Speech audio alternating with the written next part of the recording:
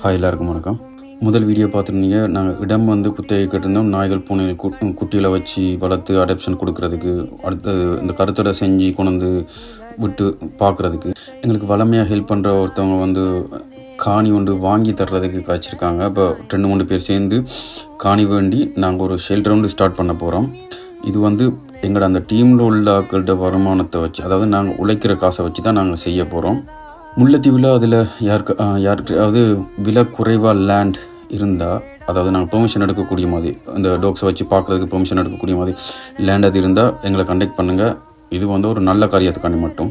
இதை பற்றி மேலதிகமாக தெரிஞ்சுக்கணும்னு சொன்னால் எங்களை டிரெக்டாக கண்டெக்ட் பண்ணலாம், என்னையை கண்டெக்ட் பண்ணலாம், எல்லா விஷயமும் சொல்லலாம். நீங்களும் எங்களோட சேர்ந்து செய்யலாம்.